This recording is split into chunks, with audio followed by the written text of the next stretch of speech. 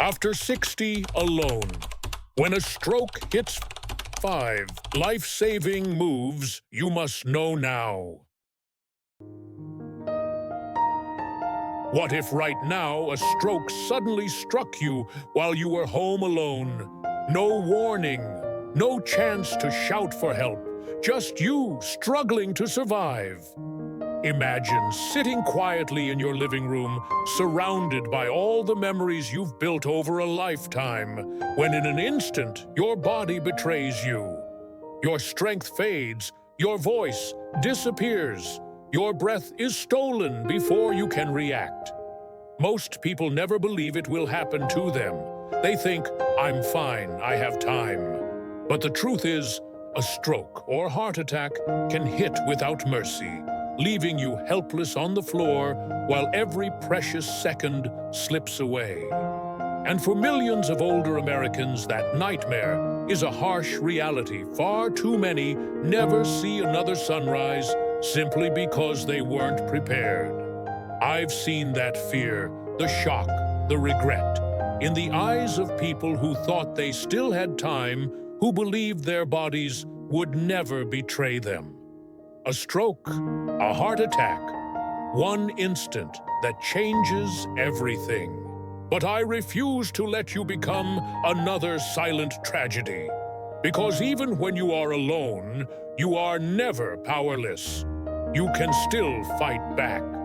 There is a plan, a simple, powerful plan that can keep you alive and help you hold on to everything you love. In the next few minutes, I'll share 5 life-saving steps that every senior deserves to know. This is not about panic or fear. This is about honest preparation, courage, and hope. These steps are easier than you might think, and they could be the reason you're still here to watch your grandchildren grow or laugh with a dear friend one more time. If you believe in protecting yourself and the people you love, please hit subscribe and help us keep sharing these vital stories. And let me ask you, if you were struck down alone, would you stay calm and fight, or B, freeze and hope it passes?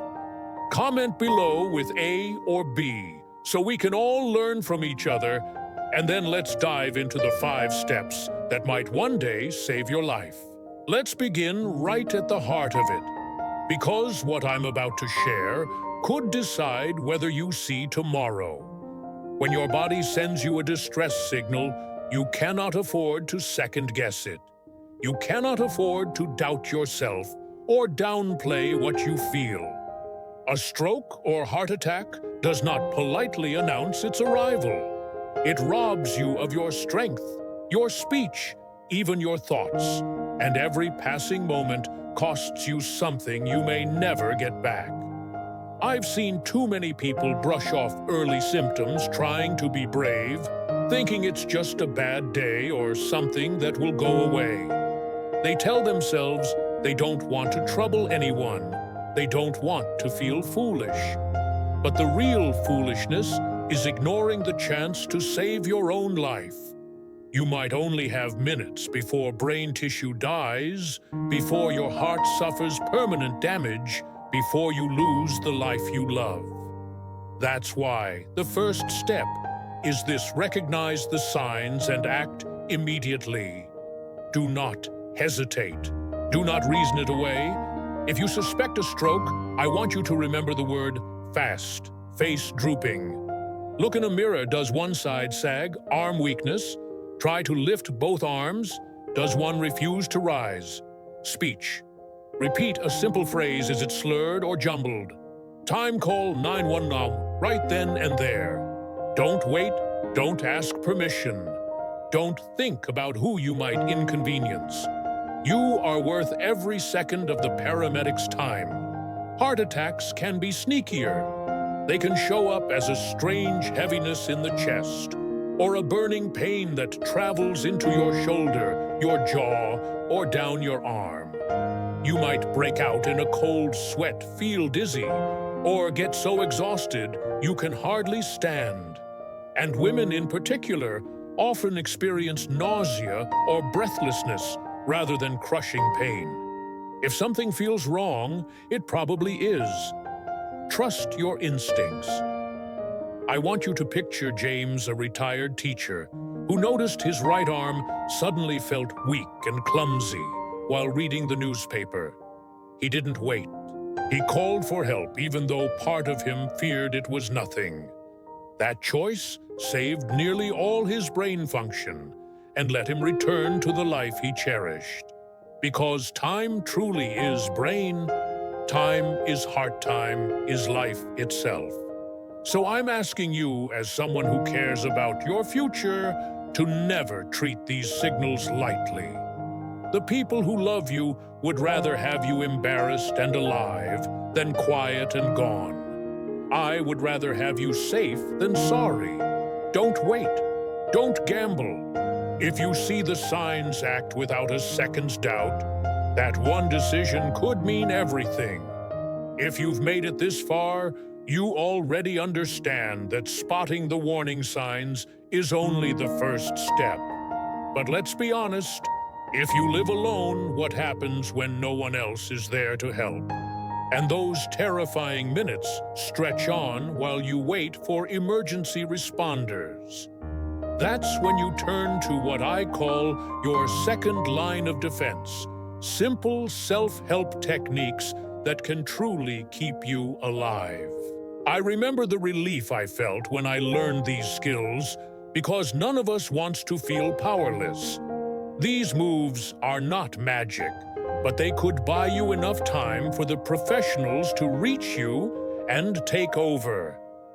One of the most useful is sometimes called cough CPR. It is no replacement for a doctor or a defibrillator, but if you feel faint or sense your heart beating in a dangerous way, take a steady breath and then cough forcefully every couple of seconds.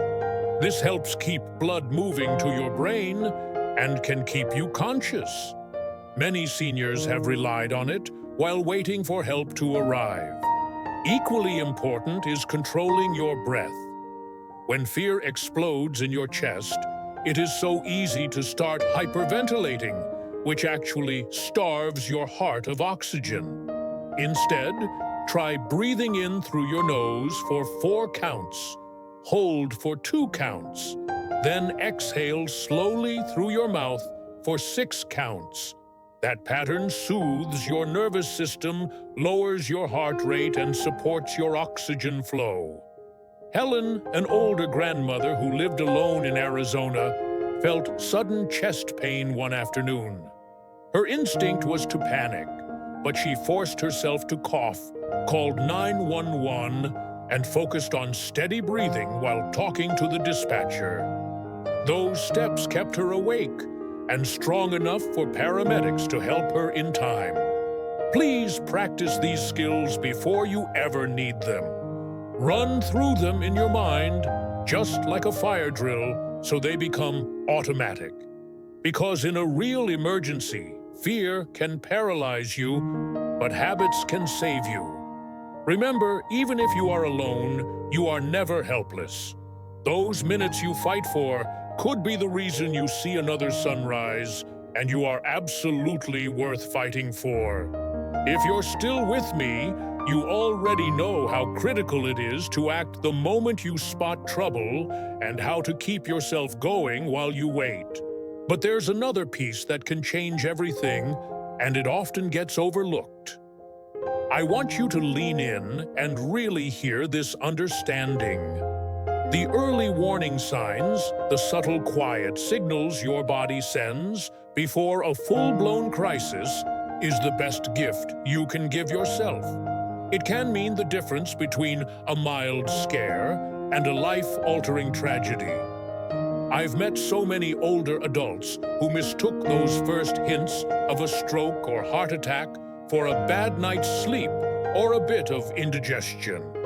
They told themselves they were being dramatic, that they didn't want to waste anyone's time. But those small warnings, they were the only window they'd get to save their brain, their heart, and their independence. I want you to pay close attention to patterns that feel different than your normal. Maybe you wake up with a dull pressure in your chest that doesn't go away with rest, or you notice a weird heaviness in your arms after climbing stairs.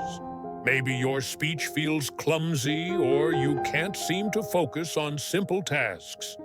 Those might not feel terrifying in the moment, but they could be the first shots fired in a much bigger war happening inside your body.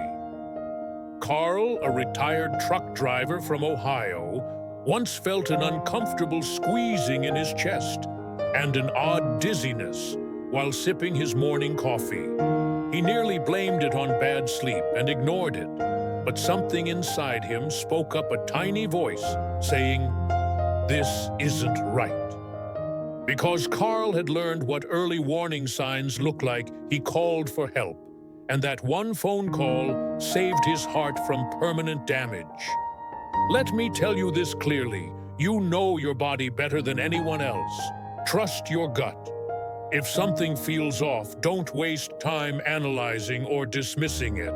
Listen to it. You'd rather have a doctor reassure you than wish you'd acted sooner while lying in a hospital bed, robbed of the life you once loved. Your body whispers before it screams. And if you hear those whispers, whether they come as sudden fatigue, a strange weakness, or a moment of confusion, don't ignore them. That awareness could buy you the most valuable thing of all, another tomorrow. There's something else I need you to remember, because even if you recognize the symptoms, and even if you've called for help, what you do in those precious minutes while you wait can truly change your outcome. How you position your body, how you control your breathing. These simple, practical steps can give you a stronger chance to survive and recover with less damage.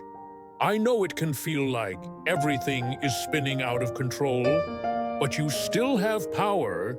You can take charge of your own body and protect it until the professionals arrive. When a heart attack or stroke hits, every movement you make matters. If you feel weak or lightheaded, do not try to walk across the room or stand up too quickly. I've seen too many people collapse on hard floors and suffer terrible injuries just because they were afraid to stay still. Instead, sit down immediately. If you can lean forward just a bit with your elbows resting on your knees. This simple posture helps your lungs expand, eases pressure on your heart, and prevents you from choking if you lose consciousness. It can also help you keep your balance and stay calmer while you wait.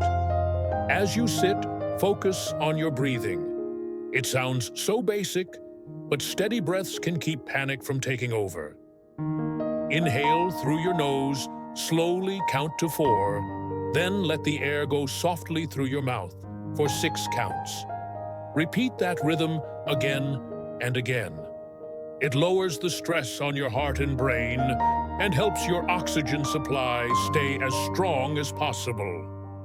When panic takes hold, people tend to hyperventilate, which can make symptoms worse, starve your brain of oxygen, and leave you dizzy or confused. That's the last thing you want when seconds count. I remember Helen, a brave grandmother, who felt sudden weakness in her arm one quiet afternoon. She resisted the instinct to jump up and instead lowered herself to a sturdy chair, leaned forward, and started to breathe in that slow, deliberate rhythm. With one hand, she dialed 911, and with the other, she steadied herself on the armrest, refusing to let fear steal her focus. Her calm positioning helped her stay awake, helped her speak clearly to emergency services, and probably saved her from a dangerous fall. When you live alone, these details matter even more. No one will be there to catch you if you fall. No one will remind you to breathe steadily or help you get into a safer position. That responsibility is yours, and I promise you are strong enough to handle it. Practicing these steps in your mind today makes it far easier to do them tomorrow, even in a storm of fear. It is one more way you honor your life, by refusing to give up, even in the hardest moments. Even with all these skills, recognizing the signs, using self-help, controlling your breathing, staying in a safe position, there is one final piece that truly holds it all together: planning ahead. Because when disaster strikes, your mind will race, your hands might shake, and fear can leave you frozen. That's why I believe the most powerful gift you can give yourself is preparation, practiced and ready before you ever need it. I have seen so many seniors pay the price of, "I'll deal with it later." They had no emergency contacts, saved no clear plan, no one nearby who even knew their health history. And when those terrifying symptoms hit, precious minutes were wasted scrambling for a phone or trying to remember a doctor's number. Please don't let that be your story. Right now, while you're calm, take action. Program 911 and a trusted neighbor or family member into your phone under ice in case of emergency. Make a small card listing your medications, allergies, and any conditions you have, and keep it in your wallet.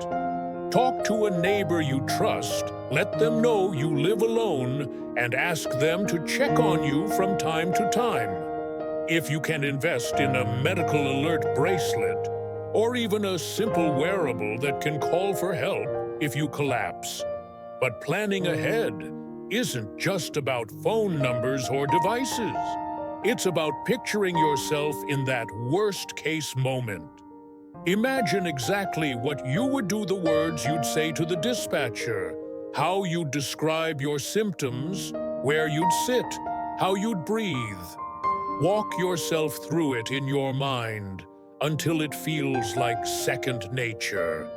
When the real crisis comes, that mental rehearsal can cut through the fear and keep you moving. I think about Robert, a retired postal worker who once felt an odd nausea and a sudden wave of weakness at sunrise. His mind wanted to panic, but because he had imagined this moment a dozen times before he knew exactly what to do. He sat down, called 911, listed his symptoms clearly, and survived what doctors later called a widowmaker heart attack. That calm confidence did not come by accident. It was built through preparation. No one likes to imagine something terrible happening. But hope alone will not protect you. A plan will. So take the time today to set up your lifeline. Because the people who love you want you here tomorrow and every day after. That is how you honor them and yourself, by being ready to fight for your own life no matter what. I want you to take a moment and truly absorb what we have covered today. Because what you've heard is not just a list of tips, it is a path to protecting everything you hold dear. From recognizing the early warning signs to steadying your breath, to knowing exactly who to call and how to call them, you have the power to change the ending of your story, even if you find yourself alone when crisis strikes. You are not helpless, and you are not at the mercy of fear. These skills, these choices, and this mindset are your strongest weapons against the sudden, silent killers that so often steal our loved ones without warning. I believe with all my heart that you deserve to keep living the life you've built, to keep sharing your smile, your wisdom, and your love with the people around you. And that begins with refusing to give up on yourself, no matter how overwhelming a moment might feel. Knowledge is strength, and you have gained that strength today. Never be ashamed to fight for your own survival. Here's the deepest lesson to carry with you. Preparation is love. It is a promise you make to your future self and to every person who cares about you that you will do everything you can to stay safe and stay here. Let that promise guide you every day in small habits and brave decisions. Now, I'd love to hear your thoughts. If you could teach one of these 5 steps to a friend or family member, which one would it be? Please comment below with your answer so others can learn from you. And if you found value in this message, please subscribe to support our channel and consider leaving a small donation to help us keep creating more life-saving content for seniors like you. Thank you for being here, and until next time, stay strong, stay prepared, and never lose hope.